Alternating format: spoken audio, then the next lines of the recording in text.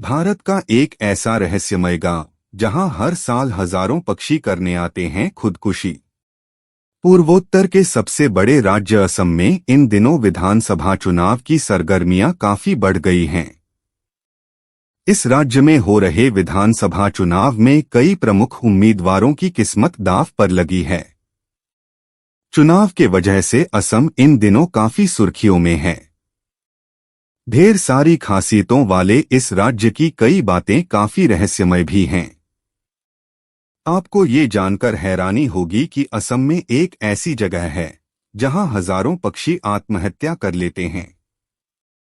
दरअसल असम के दिमा हासो जिले की पहाड़ी में स्थित जतिंगा घाटी पक्षियों का सुसाइड पॉइंट के तौर पर काफी मशहूर है।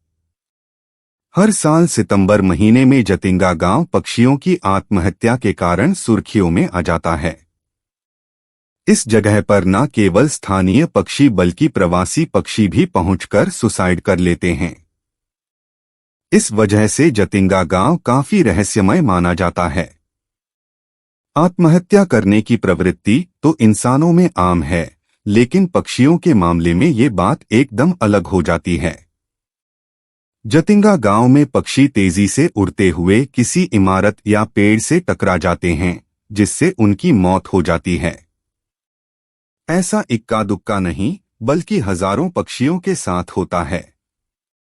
सबसे अजीब बात तो ये है कि ये पक्षी शाम 7 से रात 10 बजे के बीच ही ऐसा करते हैं, जबकि आम मौसम में इन पक्षियों की प्रवृत्ति दिन में ही बाहर निकलने की होती है और रात में वे घोंसले में लौट जाते हैं।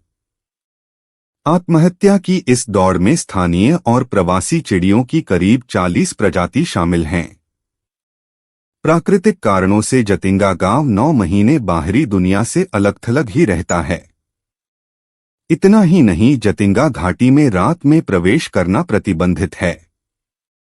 पक्षी विशेषज्ञों का मानना है कि चुंबकीय ताकत इस रहस्यमय घटना की वजह है।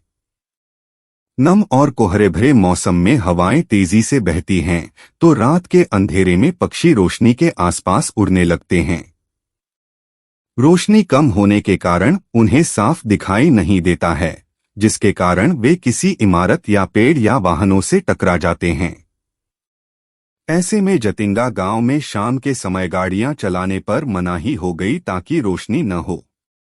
हालांकि इसके बावजूद भी पक्षियों की मौत का क्रम जारी रहा। जतिंगा गांव के लोग इसके पीछे रहस्यमय ताकत का हाथ मानते हैं। गांव के लोगों का ऐसा कहना है कि हवाओं में कोई पारलौकिक ताकत आ जाती है जो पक्षियों से ऐसा करवाती है। उनका ये भी मानना है कि इस दौरान इंसानी आबादी का भी बाहर आना खतरनाक हो सकता है। सितंबर-अक्टूबर के दौरान जतिंगा की सड़कें शाम के समय एकदम सुनसान हो जाती हैं। कथित तौर पर पक्षियों की आत्महत्या का सिलसिला साल 1910 से ही चला आ रहा है, लेकिन बाहरी दुनिया को ये बात 1957 में पता चली।